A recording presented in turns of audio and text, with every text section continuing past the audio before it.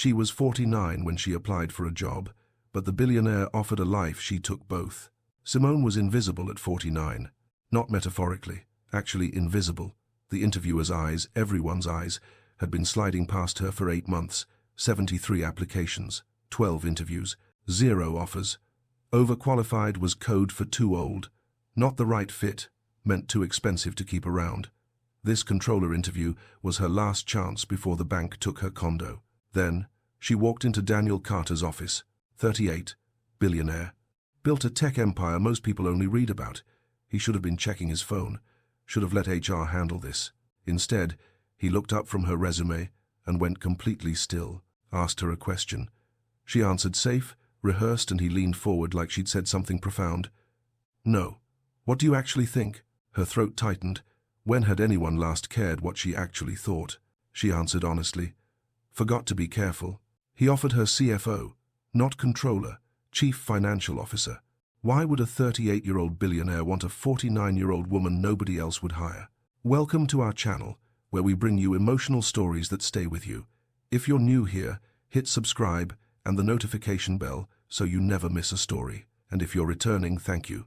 Your support means everything. Now, stay until the end, drop a comment with your thoughts, and let's begin. The waiting area was all glass and steel. Young. Everyone was young. The receptionist couldn't have been 25, hair in a sleek ponytail, skin that hadn't learned to worry yet. She'd smiled at Simone the way people smiled at their mothers. Mr. Carter will be right with you. Can I get you water? Coffee? Water's fine. Thank you. Simone's suit was 3 years old. Navy blue. Good fabric. Still fit, though the skirt was snugger than it used to be. She'd gained 15 pounds since the layoff, stress eating, her daughter Tasha called it. Like naming it would make it stop. The silver in her hair caught the morning light through floor-to-ceiling windows. She'd stopped coloring it 6 months ago, stopped pretending. 2 other candidates sat across from her, late 20s, both of them. One scrolled his phone, the other typed on a laptop, fingers flying. Neither looked nervous. They looked like they belonged. She didn't. Her phone buzzed. Tasha, you got this, Mom. Remember, you're the most qualified person in that building. Sweet girl. Wrong girl. Qualified didn't matter at 49. Qualified meant expensive. Meant set in your ways. Meant you'd be 50 soon, then 55, then retirement costs the company couldn't afford. Miss Brooks, Mr. Carter's ready. Simone stood, smoothed her skirt. The receptionist led her down a hallway lined with awards. Forbes, Incorporated, TechCrunch. Photos of Daniel Carter shaking hands with people who ran countries. The office door opened. He stood behind a desk that probably cost more than her car. Tall, over 6 feet. Dark suit, white shirt, no tie. The kind of handsome that came with money. But his hands had calluses when they shook hers. Real work, somewhere in his past. Miss Brooks, thanks for coming in. His voice was quieter than she'd expected. Steady. Please, sit. She sat in the leather chair across from him. He didn't sit immediately. Stood there reading her resume, actually reading it. Eyes moving, not the performative scan most interviewers did. 15 years at Meridian Financial. Finance director for the last 7. He looked up. They laid off the entire senior team 8 months ago. Yes, I'm sorry. That was poor management, not poor performance. Her throat tightened. Nobody had said that. Not one interviewer in 73 tries. Thank you. He sat, leaned back. You applied for controller. Yes. You're overqualified. Here it comes. The polite rejection. She'd heard it so many times she could mouth along. We're looking for someone with more growth potential. Someone who'll stay long-term. Someone younger. I'm looking for a CFO, Daniel said. Simone blinked. I'm sorry? Chief Financial Officer. I need someone who can rebuild our entire financial infrastructure. We've scaled too fast. The systems are breaking. My current CFO is brilliant with numbers but can't see the big picture. He tapped her resume. You've done this before. Meridian's integration after the merger, you led that. I was part of the team. You led it. I called your former CEO. Off the record. His blue-gray eyes stayed on hers. He said letting you go was the biggest mistake the board forced him to make. The room tilted. She gripped the chair arms. Why are you telling me this? Because I want you to know I did my homework. This isn't charity. I need you. I need you. When was the last time someone had said that? Her kids, maybe. Years ago. Her ex-husband certainly never had. Mr. Carter. Daniel. The name felt too familiar. I appreciate the consideration, but CFO that's a significant role. I've been out of work for 8 months. The market's competitive. Younger candidates. I don't want younger candidates. I want someone who's rebuilt financial systems during a crisis. Who knows what it costs when things break? He leaned forward, elbows on the desk. Tell me about legacy system integration, not the corporate answer. What do you actually think? Her pulse kicked up. This was a test. Had to be, but his expression was open.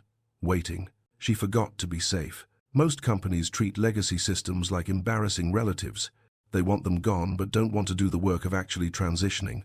So they layer new software over old infrastructure and act surprised when everything crashes. The words came faster. Integration isn't about replacing. It's about translation. You need people who understand both languages, the old system and the new one. That takes time, costs money up front, but if you don't do it right, you'll spend 5 times more fixing disasters later. Silence. She'd said too much, been too direct. Men didn't like. That's exactly right. Daniel's voice was quiet, intent. My team keeps pushing me to rip everything out and start over. I keep saying we'll lose critical data. They think I'm being sentimental. You're being smart. Institutional knowledge lives in those systems. Customer histories, transaction patterns. You torch it, you're starting from zero. She paused. Sorry, I didn't mean to. Don't apologize. He was looking at her the way people looked at answers to prayers. You just explained in 30 seconds what I've been trying to tell my board for 6 months. Her hands were shaking. She pressed them flat against her thighs. You said you need a CFO. Yes. I'd be more comfortable with controller. It's less visible, less pressure. No. Just that. No. Mr. Carter. Daniel. And, no, you don't get to undersell yourself in my office. There was humor in his voice but steel underneath. You're not hiding in a controller position because you think that's all you deserve. You've run financial operations for a company 3 times this size. You're taking the CFO role or we're both wasting our time. I'm 49 years old. I'm aware. Your team is young.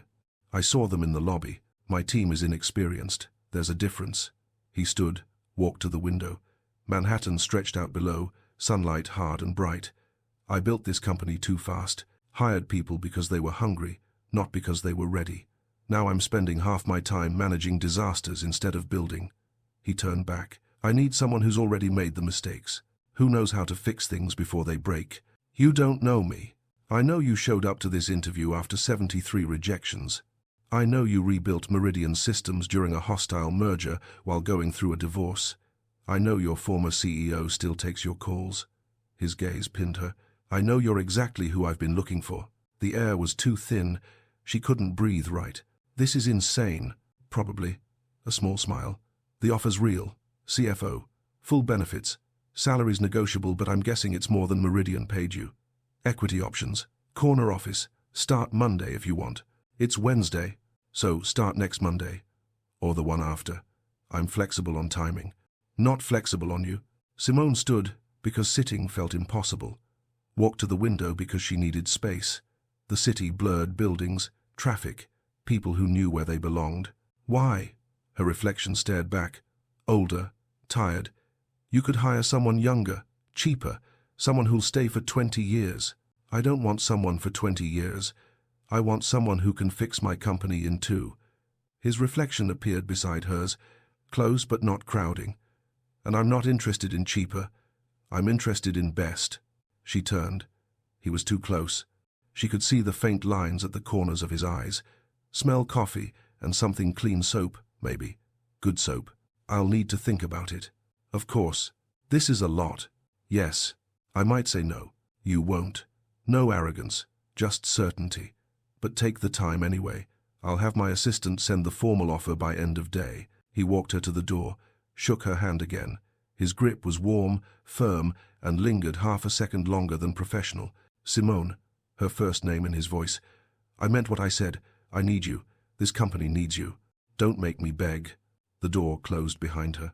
The receptionist smiled. How'd it go? Simone opened her mouth. Nothing came out.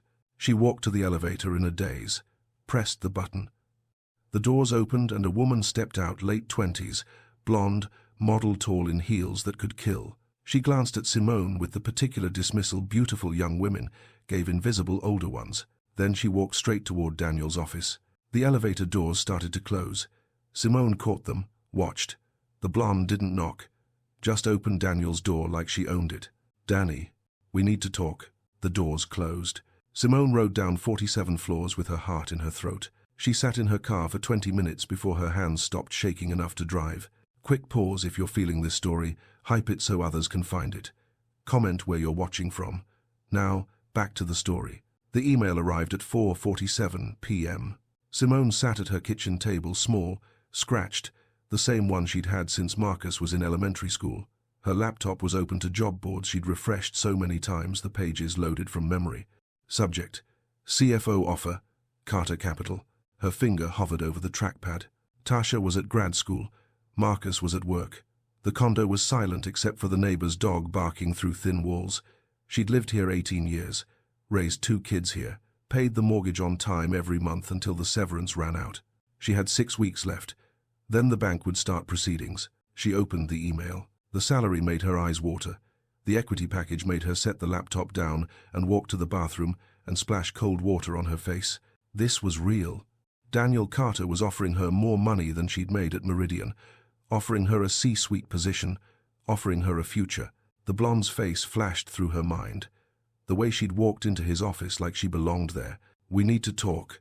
Simone's phone rang. Unknown number. "Hello? Simone Brooks?" A woman's voice. Crisp. Professional. "This is Amanda Liu, Daniel Carter's executive assistant. He asked me to follow up on the offer." Yes. I received it." "Excellent. He wanted me to let you know he's available tomorrow morning if you'd like to discuss any aspects before deciding. 9 a.m. work for you? Tomorrow? Unless you'd prefer later in the week. He's in Boston Friday and London next week, so tomorrow's best if you want to meet in person." In person, with the blonde probably still in his office. "I can do tomorrow." "Perfect. I'll send a calendar invite." "Oh, and Simone?" "He also wanted me to tell you," Amanda's voice warmed slightly, went off script. "He's been talking about you all afternoon. I've worked for him 4 years. I've never seen him this determined about a hire." The call ended. Simone stared at her reflection in the darkening window. 49 years old, silver in her hair, 15 pounds she kept meaning to lose, suit that was 3 years out of style. She texted Tasha.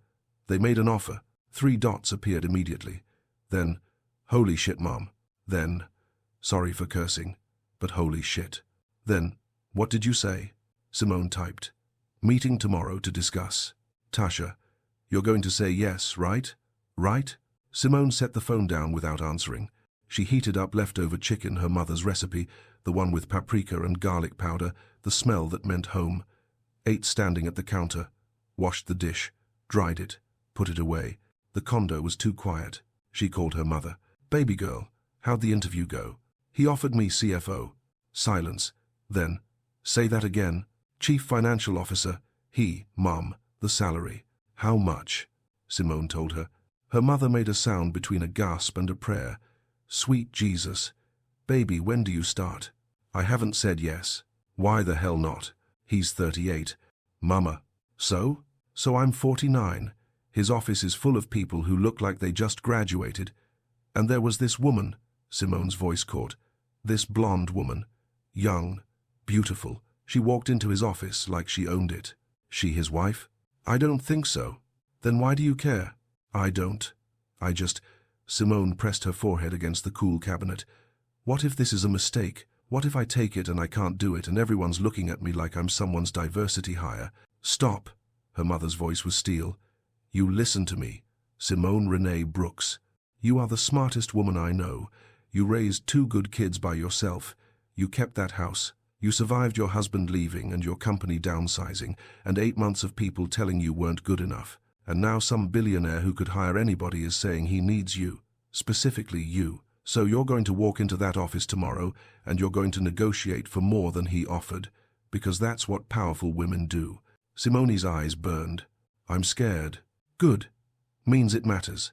Her mother's voice softened. "Take the job, baby. You've been invisible long enough. She wore her best suit again, same navy blue, but this time she paired it with her mother's pearls, real ones, the gift her grandmother had given her mother and her mother had given her, legacy, threaded around her throat. The receptionist recognized her. "Miss Brooks, good morning. Daniel's expecting you." Daniel. Not Mr. Carter. The hallway felt different, less intimidating, or maybe she was less intimidated. She knocked. "Come in." He stood at the window, phone to his ear, saw her and held up one finger. She waited by the door. "Robert, I'm not discussing this again. The decision's made." His voice was harder than yesterday. "I'll see you at the board meeting Monday." "Yes, goodbye." He hung up, turned.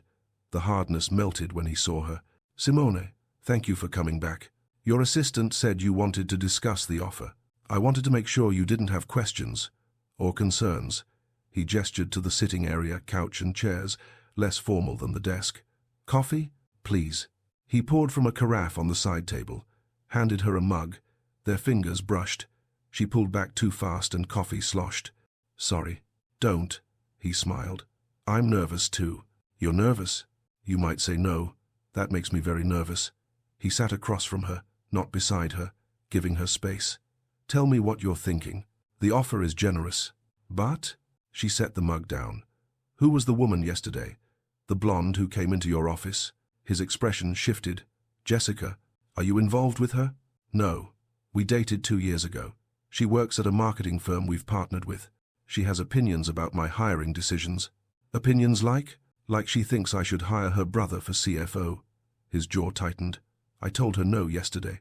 Told her I'd found someone better. She wasn't pleased. Her brother has an MBA from Harvard." Daniel's eyebrows rose. "You researched him?" "I researched my competition. He's not your competition. He's 28 and thinks financial strategy means cutting costs until profit margins look good on paper." Daniel leaned forward. "Jessica will be upset for a week and then she'll move on. I need you to tell me what you're actually worried about." The directness of it cut through her deflection. "I'm worried I'm too old for your company. I'm worried your team will think you hired me to fill a quota. I'm worried that blonde woman is right, and I'm going to embarrass both of us." "Okay." He didn't flinch, didn't reassure, just listened. "What else?" "I'm worried you're offering this because you feel sorry for me." "I don't." "You called my former CEO." "To verify you were as good as I thought. You were better." He set his mug down, held her gaze. "Simone, I'm going to be very clear. I don't do pity hires. I don't do charity. I built this company by finding the best people and giving them resources to succeed. You are the best person for this job, not despite your age. Because of it. You've seen companies fail. You know what that costs. That's worth more than any MBA." Her throat was tight. "Your team is going to hate me. Some of them will doubt you. For a week, maybe 2. Then you'll prove yourself, and they'll either get on board or leave." His voice was matter-of-fact. "I'm not asking you to make everyone comfortable. I'm asking you to fix my company. Why does this matter so much to you?" He was quiet for a long moment. "My father built a company, worked himself to death literally. Heart attack at 55. Know what killed him? Stress from financial mismanagement he couldn't fix, because he didn't know how. I was 23. Watched it happen. His hands were loose on his knees, but his knuckles were white. I built Carter Capital so I'd never feel that helpless again, but I'm making the same mistakes he did, scaling too fast, ignoring infrastructure, hoping problems solve themselves. I need someone who can tell me the truth even when I don't want to hear it. I think that's you." Simone couldn't breathe right. "I haven't said yes." "I know. The offer." She pulled the paper from her purse. "The equity package vests over 4 years." "Yes. I want it vested over 3, and I want a signing bonus." His smile was slow, genuine. "How much?" She named a figure that made her pulse race. "Done." He stood, extended his hand. "Do we have a deal?" She looked at his hand, looked at him. 38 years old, billionaire, could have anyone, was choosing her. She stood, shook his hand. "We have a deal." His grip was warm and firm and lasted exactly the right amount of time. Professional, but something in his eyes wasn't professional at all. "Welcome to Carter Capital, Simone. You start Monday?" "I need 2 weeks to close out my affairs." 2 weeks. Fine. Amanda will send the revised paperwork today." He walked her to the door. "And Simone?" She turned, Thank you for giving me a chance. The words twisted something in her chest. She left before she could say something foolish. Over the next 2 weeks, Simone told her mother, who cried, told Tasha, who screamed and made her celebrate with overpriced brunch, told Marcus, who said, "Damn, Mum, billionaire boss, try not to fall in love with him," laughed, told him to shut up, didn't tell him she'd already thought about it, bought 3 new suits, got her hair trimmed, let Tasha talk her into a color, just a gloss, to cover the silver. "Mum, you look 10 years younger. I don't want to look younger. Then you look powerful. Better, better." Paid her mortgage 3 months ahead, took her mother to dinner, sat at her kitchen table the night before she started, and made a list of everything she needed to accomplish in the first 90 days, fell asleep at 2 a.m. with her head on her laptop. Monday morning, she walked into Carter Capital at 7:45 a.m. Amanda met her at reception. "You're early. I like you already." She was 30-something, Korean-American, sharp-eyed and sharper dressed. "Daniel's in a meeting, but your office is ready. Follow me." Corner office, wall of windows, desk that could seat 8, 2 monitors already set up. "Jesus," Simone breathed. "Right?" He had IT work all weekend. Amanda set a folder on the desk. Building access, parking pass, health insurance enrollment, laptop password. "Daniel wants you in the 9 a.m. leadership meeting that's in 15 minutes. 5th floor conference room. Coffee's in the break room down the hall, but Daniel's assistant keeps the good stuff in his office if you want to sneak some." "You're Daniel's assistant." "Executive assistant. I keep his life from imploding. You'll keep his company from imploding. We're going to be best friends." Amanda grinned. "Any questions?" "Is he always this?" Simone gestured vaguely. "Intense? Yes, but fair. You'll like working for him." Amanda headed for the door, paused. "Oh, and Simone? Half the office is taking bets on how long you'll last. Prove them wrong." She left. Simone stood in her corner office with her wall of windows and thought, "I'm the CFO of a billion-dollar company. Then, don't screw this up. Then, Mama, I wish you could see this." Her phone buzzed. Text from Daniel. "Leadership meeting in 10. Conference room 5B. I'll introduce you. Don't be nervous. You belong here." Her hands shook as she typed back, "See you there." She grabbed her portfolio, checked her reflection. The gloss in her hair caught the light. She looked powerful. She walked into the conference room at 8:59. 12 faces turned toward her, young, mostly white, mostly male. The energy shifted: surprise, curiosity, skepticism. Daniel stood at the head of the table. "Everyone, this is Simone Brooks, our new CFO. Simone, this is the team." A man in his 30s leaned back, arms crossed. "CFO? I thought we were promoting internally." "Plans changed, Kyle." Daniel's voice was pleasant. His expression wasn't. "Simone's got 15 years of experience rebuilding financial infrastructure. She's exactly what we need." "Questions?" Silence. "Good. Simone, you're up. Walk us through your 90-day plan." She hadn't expected this, hadn't prepared. Every eye on her, testing, waiting. She opened her portfolio, looked at her list. Then she looked at Daniel. He nodded. "You've got this." She began to speak. She spoke for 30 minutes. Told them the financial infrastructure was bleeding money in places they couldn't see. Showed them the integration failures between legacy systems and new platforms. Explained why the current CFO's cost-cutting measures were going to cause a crisis in Q3 if they didn't act now. Used no notes, just numbers she'd memorized from the annual report she'd studied for 2 weeks. When she finished, the room was silent. Kyle, arms still crossed, said, "You got all that from public reports? And the 10K filings? And employee reviews on Glassdoor, where your finance team complained about system crashes?" She met his gaze. "You're losing institutional knowledge every time someone quits. That's expensive." A woman at the far end, late 20s, Southeast Asian, sharp suit, leaned forward. "What's your timeline for integration?" 18 months full integration, 6 months to stop the bleeding. Our previous CFO said 12 months total. Your previous CFO was wrong. Simone kept her voice level. Fast integration means data loss. You want it done right or done fast? Both, Kyle said. Not possible. Pick one. Daniel's voice cut through. We pick right. Kyle, Simone's got full authority on the financial rebuild. You have concerns. Bring them to me. We clear?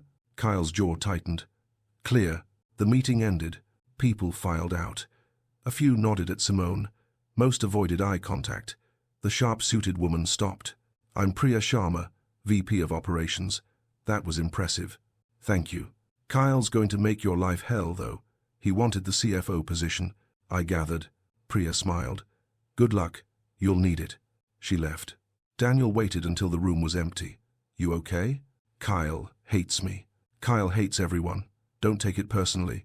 He gathered his notes. "You did well. Better than well. You made them listen. Half of them think I'm full of shit. Half of them thought that about me 5 years ago. You'll win them over." He paused at the door. "Dinner tonight?" "My treat. Call it a welcome celebration." Her pulse kicked. "That's not necessary." "Necessary, no. But I'd like to. There's a place in Tribeca, quiet, good food. We can talk about Q3 projections away from Kyle's glaring. It was a bad idea. Boss and employee. First day, terrible optics. 7 o'clock? His smile was genuine. "I'll text you the address." She spent the day in meetings. Finance team 6 people, all under 35, all looking at her like she was an alien. She asked about their workflows, their pain points, what kept them up at night. One guy, James, 29, nervous energy, said, "Honestly, everything. The systems don't talk to each other. We're running manual reconciliations on stuff that should be automated. I've been asking for help for 6 months. Why hasn't anyone fixed it?" Previous CFO said it wasn't a priority. Simone made a note. "It's a priority now." By 5 p.m., she had 12 pages of notes and a headache that could split concrete. Amanda appeared in her doorway.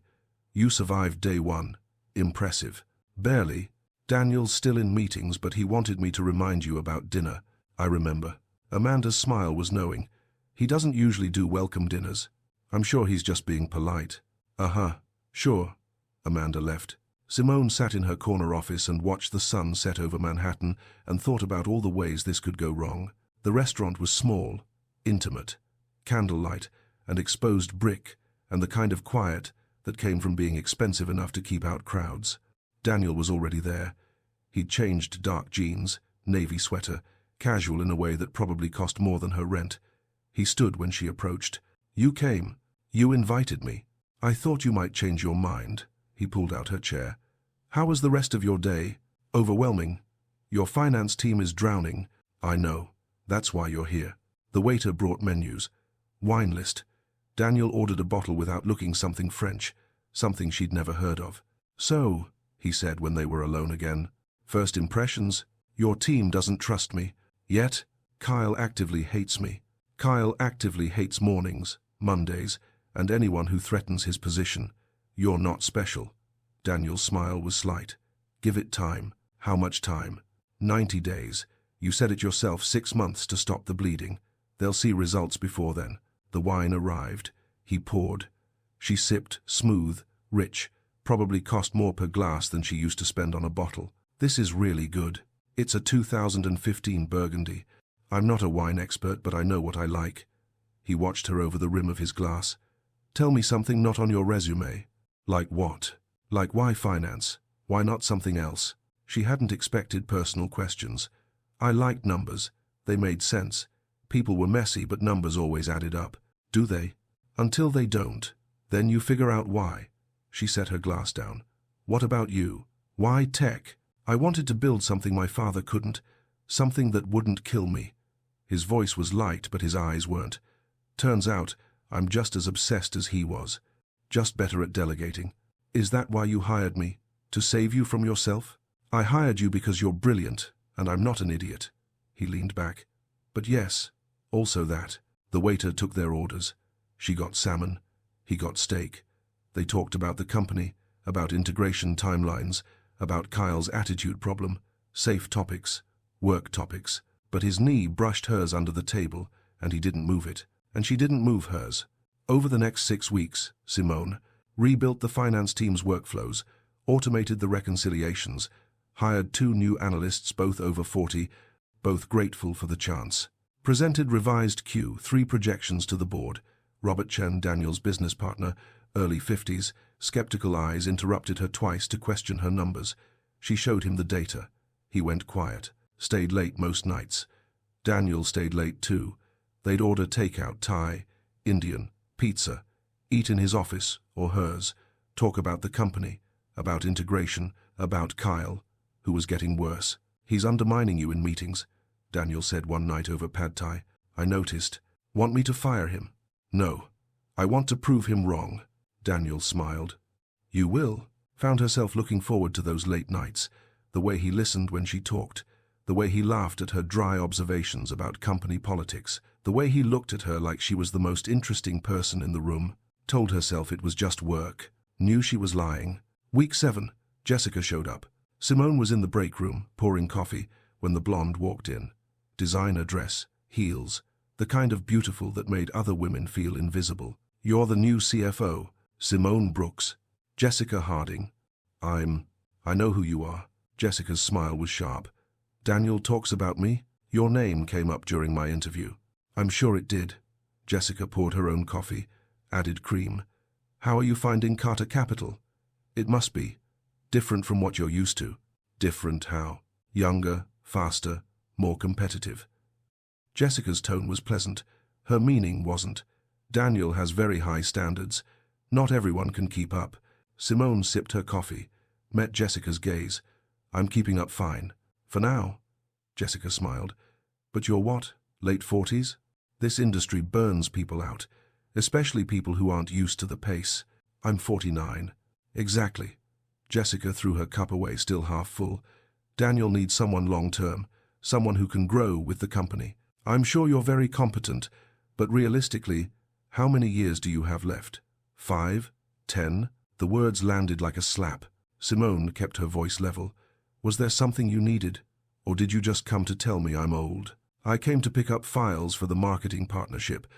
But since we're talking," Jessica leaned against the counter, "Daniel and I have history. We're close. He values my opinion. And my opinion is that you're a placeholder. Someone to fix the immediate problems until he finds a real successor." "Good to know. I'm not trying to be cruel. I'm being honest. This industry isn't kind to women like you." "Women like me?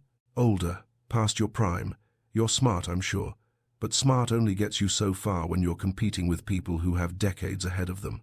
Jessica's smile was pitying. "Enjoy it while it lasts." She left. Simone stood alone in the break room with cold coffee and shaking hands. She worked late that night. Didn't tell Daniel about Jessica. Didn't tell anyone. But when she looked in the bathroom mirror at 9 p.m., she saw what Jessica saw. Silver in her hair despite the gloss. Lines around her eyes. A woman who looked tired. Who looked old. Past your prime. She locked her office door and cried for 5 minutes. Then she fixed her makeup and went back to work. Week 8, the board meeting. Daniel asked her to present the revised financial infrastructure plan. 18 months, full integration, projected savings of $40 million over 5 years. She spoke for 45 minutes. The board listened, asked questions.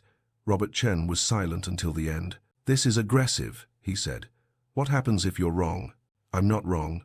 But if you are, if the integration fails, then you fire me and hire someone to clean up the mess. But I'm not wrong." She met his gaze.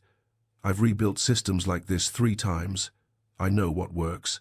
Robert leaned back, looked at Daniel. "She's confident." "She's right," Daniel said. "Any other questions?" Silence.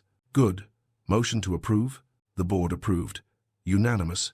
Simone walked out of the conference room and straight to the bathroom and threw up from nerves. Amanda found her 10 minutes later. "You okay?" "Fine." "You just got unanimous board approval for a $40 million project. That's not fine. That's incredible." Amanda handed her a paper towel. Daniel's thrilled. "He wants to take you to lunch." "I can't. I have." "You have lunch. Come on." "He's already ordered from that Italian place you like." They ate in his office. Penne arrabbiata for her. Carbonara for him. Wine he wasn't supposed to have during work hours but poured anyway. "You were brilliant in there," he said. "I was terrified." "Didn't show." Robert's impressed. "That's not easy." "Robert thinks I'm going to fail." "Robert thinks everyone's going to fail. It's his default setting." Daniel poured more wine. "But he approved your plan. That means he trusts you. Or he trusts you. Maybe both." They ate in comfortable silence. She was hyper-aware of him across the desk, the way he moved, the way he smiled at something on his phone, the way he looked at her when he thought she wasn't looking. "Can I ask you something?" he said. "Sure." "Why'd you really take this job?" She set her fork down. You made a good offer. There's more. I needed the money. And, she met his eyes. And you made me feel like I mattered, like I wasn't just some washed-up middle-aged woman taking up space. You looked at me like I was valuable. His expression was unreadable. You are valuable. Jessica doesn't think so. The mood shifted. Daniel went very still. When did you talk to Jessica? Last week. Break room. She told me I'm a placeholder, that I'm too old to be a real succession plan. She said that? Words to that effect. Daniel stood, paced to the window. His jaw was tight. I'm sorry. It's fine. It's not fine. She has no authority here. No right to talk to you like that. She has history with you. That gives her some authority. No, it doesn't. He turned. We dated for 6 months 2 years ago. It ended badly. She's been pushing to get back together ever since. I've said no, repeatedly. She seems to think. I don't care what she thinks. I care that she made you doubt yourself. His voice was fierce. You are not a placeholder. You are not too old. You are the best thing that's happened to this company in 5 years. And if Jessica comes near you again, I'll end the marketing partnership. I don't care how much it costs. Simone's throat was tight. You can't do that. Watch me. The air was charged. He was too close. She could smell his cologne, cedar, and something clean. Daniel, tell me you believe me, that you're not a placeholder. Simone, her name in his voice, low, intent. Tell me. I believe you. He exhaled, stepped back. Good. But the moment lingered between them. Something unspoken, dangerous. She left before she did something stupid. Week 10, everything changed. Simone was in the finance department at 7 a.m. early, even for her when she overheard Kyle on the phone. I'm telling you, she's going to crash the whole system. The integration's too aggressive. She's making decisions based on outdated experience. Pause. I don't care what Daniel says. He's not thinking clearly. He's too distracted by... Kyle turned, saw her in the doorway. His face went carefully blank. I'll call you back. He hung up. Morning, Simone said. Morning. Who was that? Personal call. Sounded like a work conversation. Private work conversation. Kyle grabbed his laptop. Was there something you needed? Yeah. I need you to stop undermining me to the board. His expression didn't change. I don't know what you're talking about. Robert Chen asked me yesterday if I was sure about the timeline. He doesn't ask questions like that unless someone's been talking to him. That someone is you. You're paranoid. I'm observant. There's a difference. She stepped into the office, closed the door. I know you wanted this job. I know you think I'm unqualified, but going behind my back to the board isn't going to get you what you want. It's going to get you fired. Kyle's jaw tightened. You don't have that authority. No, but Daniel does, and he trusts me. She held his gaze. So here's your choice. Get on board with the integration and do your actual job, or keep sabotaging and find out what happens. What's it going to be? Silence. I'm good at my job, Kyle said finally. Then prove it. She left. Her hands didn't shake until she got to her office. She told Daniel that afternoon. I'm handling it, she said. By handling it, you mean... I confronted him, gave him a choice. He'll either fall in line or escalate. Daniel frowned. If he escalates, then you fire him, but give him a chance first. She met his gaze. I don't need you to fight my battles. I know you don't, but I want to. The words hung between them. Daniel, I'm allowed to want to protect you. As my boss or as... She stopped, couldn't finish. Both, he said quietly. Is that a problem? Yes? No? She didn't know. We should keep this professional. We should, but we're not. Are we? Her heart was too fast. I don't know what you mean. Yes, you do. He stood, walked around the desk, stopped 3 feet away, close but not crowding. I think about you constantly. I find excuses to work late when you're here. I check my phone hoping you've texted. I've got a board meeting in 20 minutes and all I can think about is how you look when you're concentrating. He paused. So, yes, Simone, we're not professional. We haven't been for weeks. She couldn't breathe. You're 38. I'm aware. I'm 49. I have 2 adult children. I've got silver in my hair and 15 extra pounds and a mortgage I almost lost. I don't care. You should. People are going to talk. They already are. Let them. Jessica said. Jessica is bitter and wrong. She always has been. He took one step closer. I'm not interested in Jessica. I'm not interested in anyone except you. Her hands were trembling. This is a bad idea, probably. He smiled, slight, genuine. But I'm done pretending it's not happening. Daniel, tell me to stop. Tell me you don't feel this and I'll back off. We'll keep it professional. I'll never bring it up again. His voice was steady, certain. But if you feel even a fraction of what I feel, then say so. Because I'm tired of wondering. She looked at him, really looked, at the way he was standing, open, vulnerable, waiting, at the intensity in his blue-gray eyes, at the fact that this brilliant, successful younger man was asking her permission. I feel it, she whispered. His exhale was shaky. Yeah? Yeah. But I don't know what to do with it. Neither do I. He ran a hand through his hair. I've never felt this way about anyone, and I know the optics are terrible. I know people will assume I'm having a midlife crisis or you're sleeping my way to the top. I was going to say, putting up with my attention for job security. But yes, that too. His smile was rueful. We'd have to be careful, discreet, or we could just not. Not what? Not do this. Not risk your company's reputation. Not give Kyle ammunition. Not prove Jessica right. Her voice cracked. I've spent 2 months trying to earn respect here. If people think I'm sleeping with you, then they're idiots. You earned that respect. You earned this job. He took another step, close enough she could feel his warmth. But you're right. This is complicated. So I'm not going to push. I'm going to leave it up to you. He pulled a card from his pocket, handed it to her.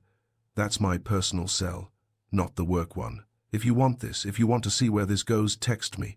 We'll figure it out together. If you don't, we'll forget this conversation happened and keep things professional. She stared at the card. And if I can't decide, then take your time. I'm not going anywhere. He checked his watch. I've got to go. Board meeting. But Simone? Yeah? Whatever you decide, it doesn't change anything at work. You're my CFO because you're brilliant. Not because of this. He left. She stood in her office holding his personal number and tried to remember how to breathe. She didn't text him. Not that day. Not the next. Not the rest of the week. She worked, pushed the integration forward, managed Kyle, who was notably less hostile after their conversation, had lunch with Priya, who asked casually, "So what's going on with you and Daniel?" "Nothing." "Why?" "Because he looks at you like you hung the moon, and you look at him like you're terrified of falling." Priya sipped her iced tea. "It's very romantic. Also very stupid if you're not careful. There's nothing going on." "Uh-huh. Sure." Priya smiled. "But if there were, hypothetically, you should know the office has a betting pool.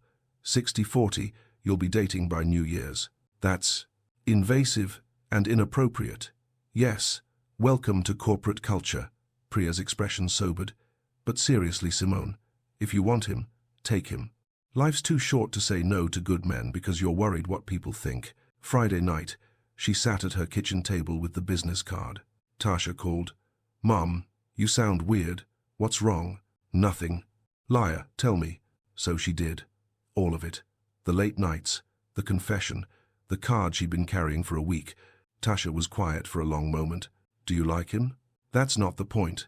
"Mom, do you like him?" "Yes." "Do you trust him?" "Yes." "Does he treat you well?" "Better than anyone has in years." "Then what's the problem?" "He's 38, Tasha. He could have anyone. Why would he want a brilliant, beautiful, accomplished woman who's rebuilt his company's entire financial infrastructure in 10 weeks? Tasha's voice was fierce. "Mum, you've spent your whole life thinking you're not enough. You raised us alone. You survived Dad leaving. You survived being unemployed. You survived people telling you were too old. And now a good man is saying he wants you, and you're still finding reasons to say no." Simone's eyes burned. "I'm scared. I know. But you deserve this. You deserve someone who looks at you like you matter, like you're valuable, like you're seen." Tasha's voice softened. "Text him, Mom. What's the worst that happens? It doesn't work out. I lose my job. Everyone says they knew I was sleeping my way. Or it does work out. And you're happy. For the first time in years, you're actually happy." Pause. "Which story do you want to live?" After the call ended, Simone sat with her phone. Typed, "It's Simone." Deleted it. Typed, "Hi, it's me. I've been thinking about what you said." Deleted it. Typed, "Are you free tomorrow?" stared at it for 5 minutes, hit send before she could change her mind. The response came in seconds. Yes, anytime. Tell me when and where. Her heart was racing. 2 p.m. Coffee? Somewhere, not near the office. I know a place in Brooklyn. I'll send you the address. Okay. Simone? Yeah? I'm really glad you texted. She set the phone down and pressed her hands to her face. Then she called her mother. I did something stupid. Good. It's about time. The coffee shop was small, hidden, the kind of place where nobody from Carter Capital would ever go. Daniel was already there. Jeans. Henley. Looked younger without the suit. Looked nervous.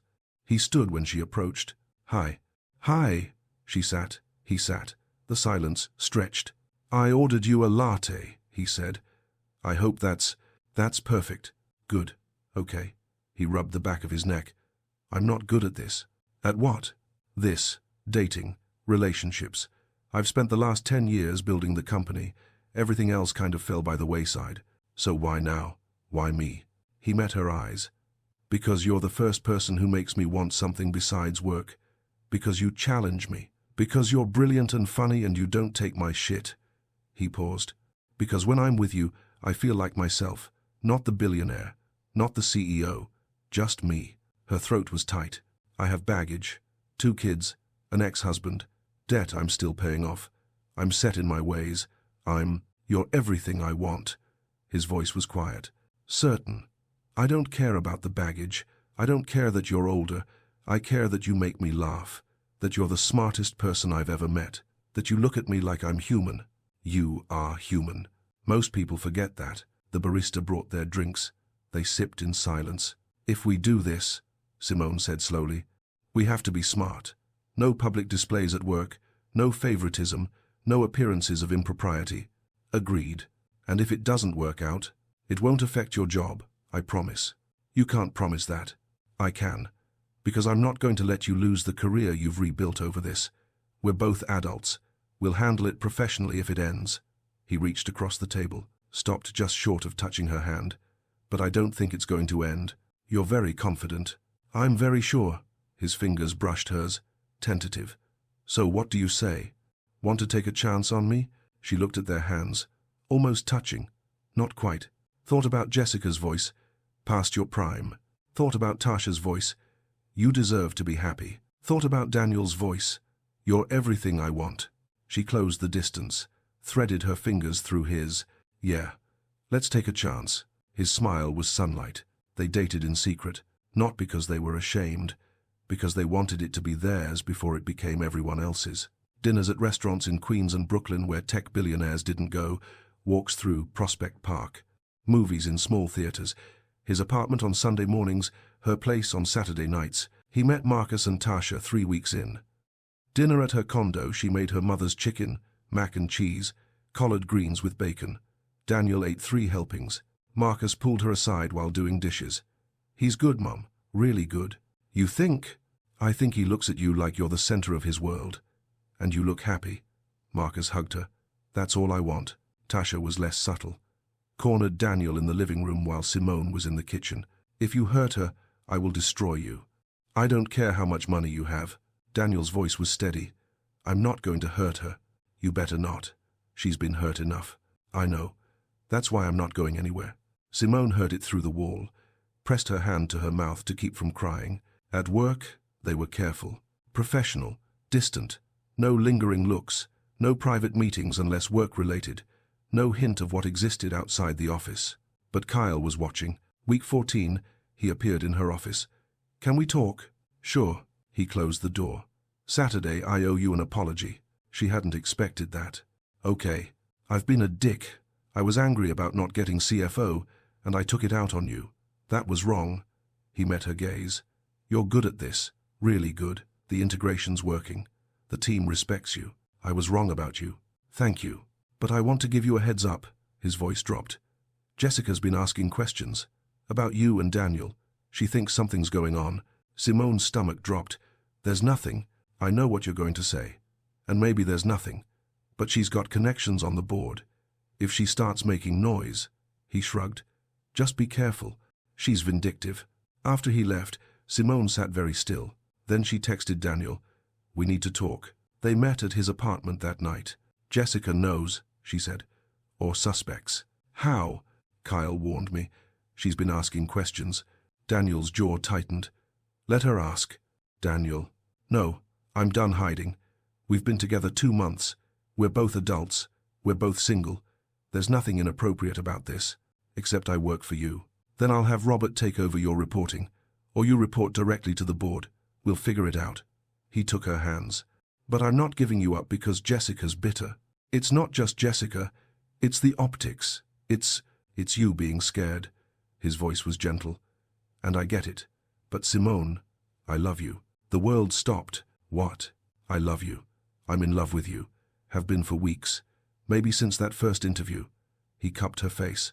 And I don't want to hide anymore. I want people to know you're mine. That I'm yours. That we chose this. Tears streaked her face. You love me? So much it terrifies me.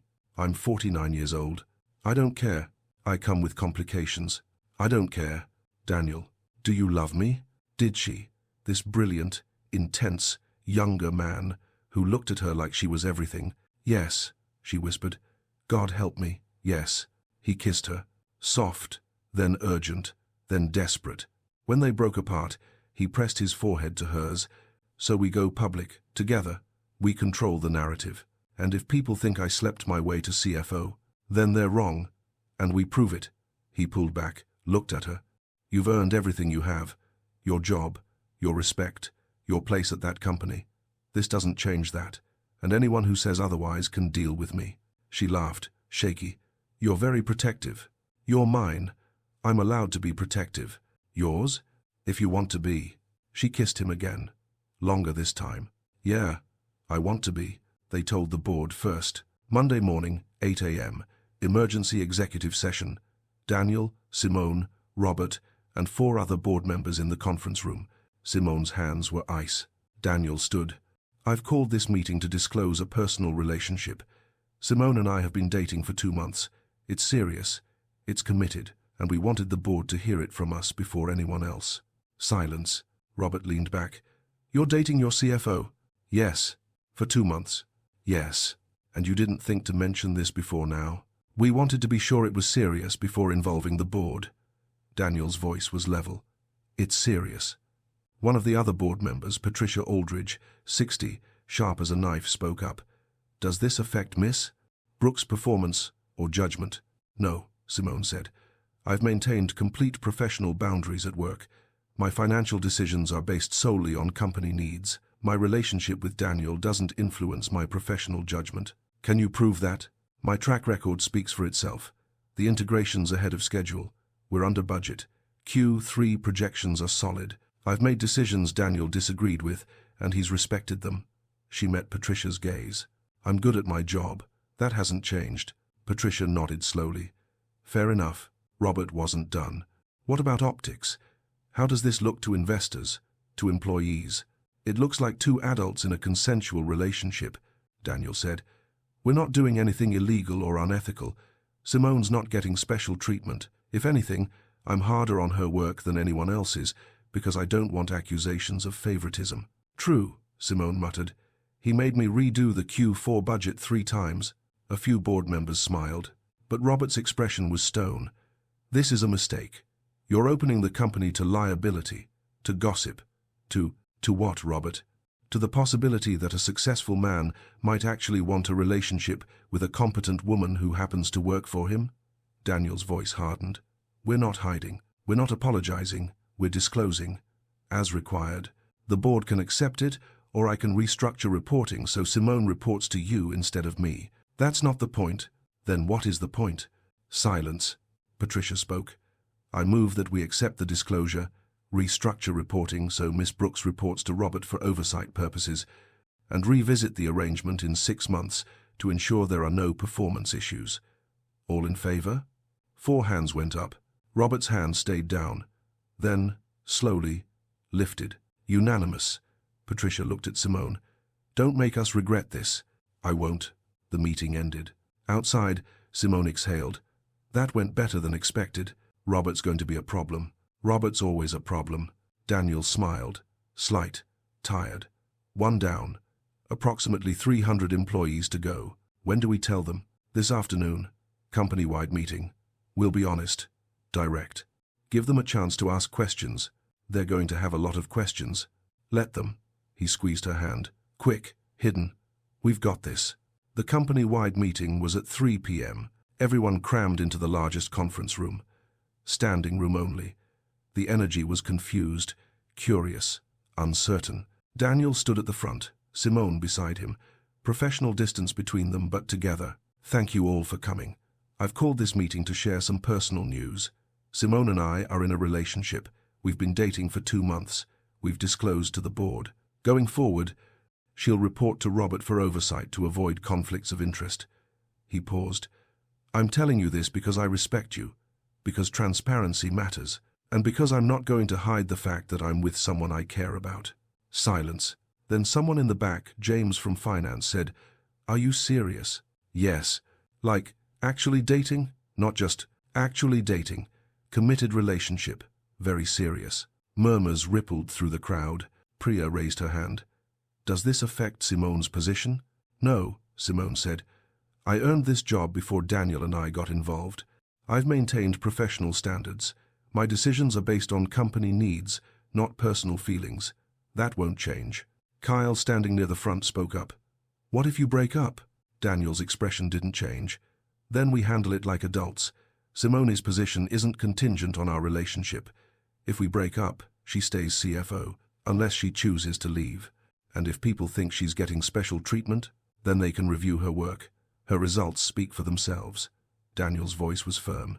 Simone's rebuilt our financial infrastructure in 14 weeks. She's brought us under budget. She's ahead of schedule on integration. She's earned your respect through her work. Our relationship doesn't change that. More silence. Then Amanda from the back said, I think it's nice. You both seem happy. A few people nodded. A few others looked skeptical. Daniel waited. Anyone else have questions? No one spoke. Okay. Thank you for your time. Back to work. People filed out. Some smiled at Simone. Some avoided eye contact. She heard whispers, not malicious, just surprised. Kyle stopped beside her. That took guts. Thanks. For what it's worth, I believe you. About earning the job. He paused. But not everyone will. I know. He left. Priya appeared. You okay? Ask me in a week. Fair. Priya hugged her. For what it's worth, I'm happy for you. Thanks. The room emptied. Daniel closed the door, pulled her close. We did it. We did. No going back now. No. She looked up at him. You sure about this? Never been more sure about anything. He kissed her forehead. Come on, let's go face the fallout. The fallout came fast. By 5 p.m., the office Slack was buzzing. Simone didn't read it, didn't want to know. By 6 p.m., 3 employees had requested transfers to different teams. HR forwarded the requests to Robert. By 7 p.m., Jessica showed up. Simone was packing her bag when the blonde appeared in her doorway. So it's true. Simone looked up. Jessica, what can I do for you? You're sleeping with him. I'm dating him. There's a difference. Jessica laughed. Sharp. Bitter. You actually think he's serious about you? Yes. You're 49 years old. He's 38. You really think this is going to last? Simone set her bag down. Why are you here, Jessica? Because someone needs to tell you the truth. Daniel goes through phases, gets obsessed with something, a project, a person, and then loses interest. You're the current phase. Once the novelty wears off, he'll move on. That's your experience, not mine. I'm trying to help you. When this ends, and it will end, you're going to be humiliated. The older woman, who thought a billionaire actually wanted her, everyone's going to say you were pathetic, that you should have known better. Each word landed like a punch, but Simone kept her voice steady. Are you done? No, I'm not. Jessica stepped closer. You don't belong in his world. You're not young enough, not sophisticated enough, not enough. Daniel's voice from the doorway, cold, furious. Get out, Jessica. Jessica turned. Danny, I heard what you were doing. Get out of this building. Now, you're making a mistake. The only mistake I made was ever dating you. We're done. Carter Capital is terminating the marketing partnership. You're not welcome here. If you contact Simone again, I'll file harassment charges. His voice was ice. Leave. Jessica's face went white, then red. You're going to regret this. I doubt it. Get out. She left. Silence. Daniel closed the door, turned to Simone. Are you okay? She nodded. Couldn't speak. What did she say? Nothing, I haven't thought myself. Simone. She's right though, isn't she? Her voice cracked. I am older. I'm not sophisticated or polished or… Stop. He crossed to her, took her face in his hands. Nothing she said is true. You're brilliant. You're beautiful. You're everything I want, and I don't care what anyone thinks. But what if what? What if I lose interest? What if you're a phase? His eyes were fierce. Simone, I have built companies. I have made billions. I have met thousands of people, and not one of them has ever made me feel the way you do. You make me want to be better. You make me laugh. You make me feel human. His voice dropped. I love you. That's not going to change because Jessica's bitter, or because people gossip, or because you're scared. Tears streaked her face. I don't know how to do this. I don't know how to be with someone like you. Someone like me? Successful, young, important. I'm just me. Just you is everything. He kissed her, soft, certain. And if you need me to prove it, I will. Every day. For as long as it takes. She buried her face in his chest, felt his arms around her. Safe, solid. I'm sorry. I'm being ridiculous. You're not. You're human. He stroked her hair. But I meant what I said in the meeting. We're in this together. You and me. And I'm not letting anyone, not Jessica, not the board, not anyone make you doubt that. She looked up. You really love me? So much it terrifies me. Good, because I love you too, and you're stuck with me now. His smile was sunlight. Best news I've heard all day. That night, they ordered Thai food and ate on her couch. Marcus and Tasha came over unplanned, just showed up. We saw the slack, Tasha said. Wanted to make sure you were okay. I'm fine. You're a terrible liar, Mum. Marcus plopped beside her. What happened? She told them. About the meeting, about Jessica, about Daniel's defense. When she finished, Tasha hugged her. He's good, Mom. Really good. Yeah? Yeah. He showed up for you. That matters. Marcus looked at Daniel. You really terminated the marketing partnership? I did. That cost you what, a few million? About 3. Worth it. Damn. Marcus grinned. Okay. You can keep dating my mom. Thanks for the permission. They ate together, laughed. Marcus told stories about his job. Tasha complained about grad school. Daniel listened like they were the most interesting people in the world. Later, after the kids left, Simone leaned against Daniel's shoulder. Thank you. For what? For showing up. For defending me. For, her voice caught, for making me feel like I matter. You do matter. More than you know. He kissed the top of her head. And I'm going to keep showing up, every day, until you believe it. I'm starting to. Good. He pulled her closer. Because I'm not going anywhere. The next day, Robert requested a meeting. Daniel and Simone sat across from him in his office. His expression was unreadable. I've reviewed the employee feedback from yesterday's announcement, Robert said. Simone's stomach dropped. And it's mixed. Some people are supportive. Some are skeptical. A few are actively concerned about favoritism or ethics violations. Robert leaned back. But the majority opinion is that Simone's work speaks for itself. Her results are undeniable, her professionalism is intact, and her relationship with Daniel, while unconventional, isn't affecting her performance. Simone exhaled. So we're okay? For now, but I'm watching, both of you. If there's any hint of impropriety, any evidence of special treatment, I'm bringing it to the board. Robert's gaze hardened. Don't make me regret supporting this. You won't, Daniel said. After the meeting, they walked back to Simone's office. That went better than expected, she said. Robert's tough but fair. He'll come around. And if he doesn't, then we keep proving him wrong. Daniel stopped, looked at her. You okay? Yeah, I think I am. Good, he smiled, because we've got a shareholders meeting in 3 weeks, and I want you there. As my CFO and my partner. Partner, both kinds. His eyes were warm. What do you say? She kissed him. Right there in the hallway. Didn't care who saw. I say yes. The 3 weeks before the shareholders meeting passed in a blur. Simone finalized Q4 projections, presented updated integration timelines, managed 2 system migrations that went flawlessly, attended budget meetings where Kyle actually supported her recommendations, Had lunch with Priya, who told her the office betting pool had shifted now 70%, thought she and Daniel would last. That's a significant improvement, Priya said. From what? From the 40% who thought you'd be fired by now. Simone laughed. Genuine. Free. At night, she stayed at Daniel's place or he stayed at hers. They cooked together. She taught him how to make her mother's mac and cheese. He taught her nothing because he couldn't cook.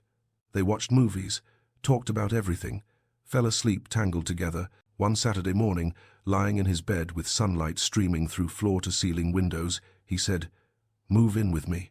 She turned. "What?" "Move in. Your lease is up in 2 months. Move in here, or we find a place together. I don't care. I just want to wake up next to you every day." "Daniel, I know it's fast. I don't care. I love you. I want this." He propped himself up on one elbow. "What do you think?" She looked around. At his apartment, massive, modern, glass and steel and views of Manhattan that cost more than most people made in a year. "I have kids who visit, and my furniture is—" "I don't care about the furniture. Bring it. Bring your kids. Bring whatever you need. This place is too big for one person anyway." His voice was earnest. "I want a home, Simone, not just an apartment, and I want it with you." Her throat was tight. "You're serious?" "Completely." "Okay." His face lit up. "Yeah? Yeah. Let's do it." She kissed him. "But I'm bringing my kitchen table, the scratched one." "Deal." The shareholders' meeting was on a Thursday. Simone wore her best suit, new, tailored, deep burgundy, her mother's pearls, hair glossed and styled. She looked in the mirror and saw someone confident, powerful, someone who belonged. She texted her mother, "Big day. Wish me luck." "You don't need luck, baby. You've got skill. Go show them who you are." Daniel met her at the office, looked her up and down. "You're stunning." "I'm nervous." "Don't be. You've earned this." He straightened his tie. "Ready?" "As I'll ever be." The conference center was packed. Hundreds of shareholders, board members, press, cameras. The energy was electric. Anticipation, curiosity, scrutiny. Robert opened the meeting. Standard proceedings. Q3 results stellar. Q4 projections optimistic. Then he called Simone to the podium. "I'd like to introduce our CFO, Simone Brooks. She'll walk you through the financial restructuring we've undergone over the past 4 months."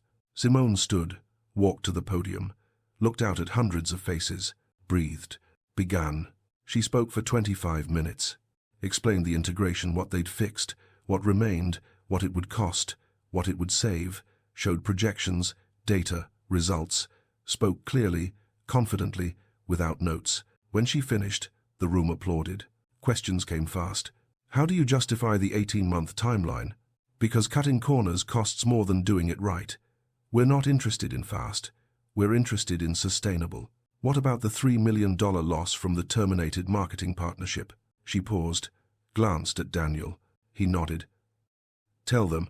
That partnership was terminated due to a personal conflict of interest that was creating a hostile work environment.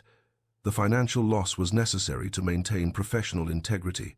Murmurs rippled through the room. A shareholder in the back stood. "Personal conflict of interest? You mean your relationship with the CEO?" Silence. Simone met the man's gaze. "Yes, Daniel and I are in a relationship. We've disclosed to the board. I report to Robert Chen for oversight. My decisions are based solely on company needs and financial data. My relationship with Daniel doesn't affect my professional judgment. The numbers speak for themselves. But the optics are that 2 competent adults are dating while maintaining professional boundaries. I was hired before our relationship began. I've exceeded performance expectations, and I'm not apologizing for being good at my job while also being in a relationship." Her voice was steady, clear. "Any other questions about my professional qualifications?" The man sat down. Another shareholder, a woman, mid-60s, stood. "I've reviewed your work, Miss Brooks. Your integration plan is sound. Your projections are conservative and realistic. Your Q3 results exceeded expectations." She paused. "I don't care who you're dating. I care that you're making this company money. Keep doing that." Applause. Louder this time. Simone exhaled. "Thank you." More questions came, all professional, all about finances, none about Daniel. When the Q&A ended, Robert closed the meeting. "Thank you all for attending. Next quarter's meeting is scheduled for—" Daniel stood. Before we close, I'd like to add something. Robert frowned.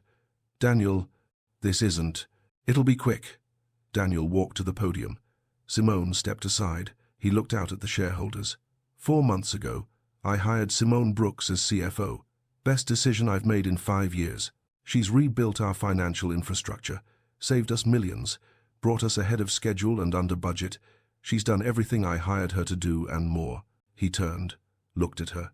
She's also become the most important person in my life, and I'm not going to stand here and pretend that's separate from her professional excellence, because it's not. She's brilliant at work, because she's brilliant. She's thoughtful in our relationship because she's thoughtful. She's earned your respect as CFO, and she's earned my love as a partner. Those things coexist, and anyone who has a problem with that can take it up with me. The room was dead silent. That's all, thank you. He stepped away from the podium. Simone stood frozen. Then someone started clapping. 1 person, then 2, then 10, then the entire room. Standing ovation. For her, for him, for both of them. She looked at Daniel. He was smiling. She smiled back. After the meeting, they were swarmed. Shareholders congratulating them. Board members shaking hands. Press asking for quotes. Simone answered questions, posed for photos, maintained her composure. But inside, she was flying. Robert pulled Daniel aside. Simone watched them talk, Robert's expression serious, Daniel's resolute. Then Robert nodded, extended his hand. They shook. When the crowd finally dispersed, Daniel found her. You were incredible. You were insane. You didn't have to do that. Yes, I did. He pulled her close. Didn't care who was watching. I'm not hiding you. Not ever. You're mine, and I'm proud of that. I'm yours, if you'll have me. She kissed him. Right there in the conference center lobby. Let people stare. Yeah, I'll have you. That weekend, they moved her into his apartment. Marcus and Tasha helped. Boxes everywhere. Her scratched kitchen table looking hilariously out of place among Daniel's expensive furniture. This is surreal, Tasha said, looking around. My mom lives in a penthouse now. Our mom, Marcus corrected. And it's weird. Good weird. They ordered pizza. Ate sitting on the floor because the dining table was buried in boxes. Daniel fit seamlessly with her kids, joking with Marcus about sports, listening to Tasha's grad school stress, looking at Simone like she was everything. Later, after the kids left, Simone stood at the window looking out at Manhattan. Daniel wrapped his arms around her from behind. What are you thinking? That 8 months ago I was unemployed, invisible, convinced I didn't matter anymore. Her voice was quiet. And now I'm CFO of a billion-dollar company, living in a penthouse, dating a man I love who loves me back. It doesn't feel real. It's real. How do you know? Because I'm here, because you're here, because we chose this. He turned her to face him. You weren't invisible, Simone. You were waiting for the right opportunity, the right person, the right moment. He kissed her forehead. And you didn't just take what was offered. You negotiated. You demanded your worth. You proved yourself. You chose yourself first. That's why this is real. Tears streaked her face. I love you. I love you too. He wiped her tears. And I'm going to keep loving you. Every day. Until you stop being surprised by it. That might take a while. I've got time. Monday morning, Simone walked into Carter Capital and everything was different. People smiled. Said good morning. Stopped avoiding eye contact. James from finance appeared in her doorway. Hey, can I get your input on the Q1 budget? Sure, come in. Kyle passed her in the hallway. Nice work at the shareholders meeting. Thanks. Amanda stopped her at the elevator. Daniel's in meetings all morning, but he wanted me to tell you board approved your Q1 integration budget. Full amount. No cuts. Simone blinked. Seriously? Robert pushed it through. Said your track record speaks for itself. Amanda grinned. You did it, Simone. You've got their full support. In her office, Simone sat at her desk and stared at her computer. You did it. She'd done it. Earned the job. Earned the respect. Earned her place. Her phone buzzed. Text from her mother. Tasha told me about the meeting. I'm so proud of you, baby girl. Then Marcus. My mom's a badass. Just wanted to remind you. Then Tasha. You were born for this, Mom. Don't ever forget it. Then Daniel. Missing you. Lunch? My treat. Always my treat. She laughed. Typed back. Your treat. My restaurant choice. Deal. I love you. I love you too. She set the phone down, looked around her corner office, at the view she'd earned, at the life she'd built, opened her laptop and got to work. 3 months later, the office holiday party was at a rooftop venue in Manhattan. Everyone was there, employees, board members, significant others. Simone wore a black dress Daniel had insisted on buying her. Let me spoil you, please. This is ridiculous. You're wearing it. She mingled, talked shop with Priya, laughed at Kyle's terrible jokes, chatted with Robert, who was significantly warmer than he'd been 6 months ago. You've done well, Robert said. I wasn't sure about you at first, but you've proven me wrong, repeatedly. Thank you. Don't thank me. You earned it. He raised his glass. To the best CFO Carter Capital's ever had. They toasted. Daniel found her on the balcony, looking out at the city lights. There you are. Here I am. He handed her a glass of champagne, stood beside her. What are you thinking? That a year ago I was sitting in my kitchen applying for jobs and wondering if my life was over. She turned to him. And now, I'm here, with you, living a life I never imagined. Good life? The best life. He pulled a small box from his pocket. Her breath caught. Daniel, I'm not proposing. Not yet. I know it's too soon. He opened the box. A necklace, delicate, beautiful, a single diamond pendant. But I wanted you to have this, so you remember. Remember what? That you're valuable, that you're loved, that you're exactly where you belong. He fastened it around her neck. The diamond caught the light. I love you, Simone Brooks, and someday when you're ready, I'm going to ask you to marry me, and I really hope you'll say yes. She couldn't breathe, couldn't speak, but for now, he kissed her, soft, certain. For now, this is enough. You, me, this life we're building, that's everything. Daniel, you don't have to say anything. I want to say something. Okay. She took his face in her hands. Ask me. What? Ask me now. I'm ready. His eyes widened. Simone, ask me. He dropped to one knee, right there on the balcony, pulled out another box, this one with a ring. Simple, elegant, perfect. Simone Renee Brooks, you are the smartest, strongest, most infuriating woman I've ever met. You've changed my life, changed me, made me want things I never thought I'd want: a home, a future, a family. I love you more than I thought it was possible to love anyone. Will you marry me? Tears streamed down her face. Yes. Yeah? Yes. 1,000 times yes. He slid the ring on her finger, stood, kissed her while Manhattan glittered around them. Behind them, through the glass doors, someone noticed. Then everyone noticed. The party erupted in cheers. Amanda appeared, squealing. Oh my God! Priya was crying. I knew it. I knew it. Kyle raised his glass. Congratulations, boss. Both of you. Robert smiled. Actually smiled. Well done. Marcus and Tasha, invited to the party, ran over. Tasha was sobbing. Marcus was grinning. Mom, you're getting married. I'm getting married. To a billionaire. To the man I love, her mother called. Simone answered on speakerphone. Mama. I know, Tasha texted me. Baby, I'm so happy for you. Thank you, Mama. You deserve this. All of it. You hear me? I hear you. Good. Now go celebrate. And bring that man of yours to Sunday dinner. I want to make sure he knows what he's getting into. Simone laughed through tears. I will. I love you. I love you too, baby girl. Later, much later, after the party ended and they were alone in the car headed home, Simone looked at the ring on her finger. I can't believe this is real. Believe it. A year ago I thought my life was over. A year ago your life was just beginning.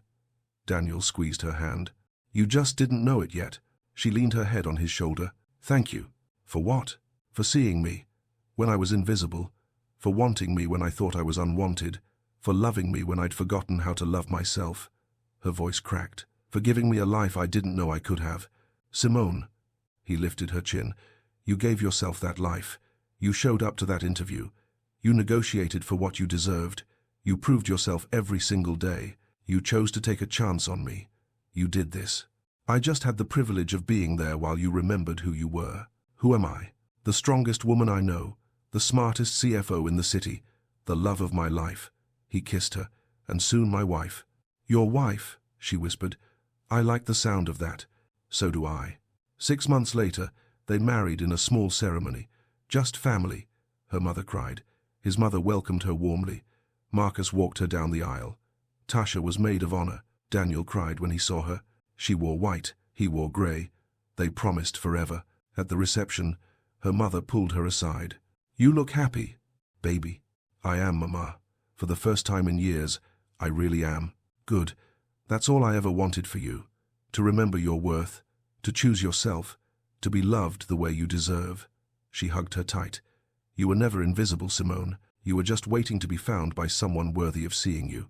Simone looked across the room, at Daniel, laughing with Marcus, at Tasha, dancing, at the life she'd built from the ashes of unemployment and doubt. At 49, she'd found herself. At 50, she'd found love. She'd taken both.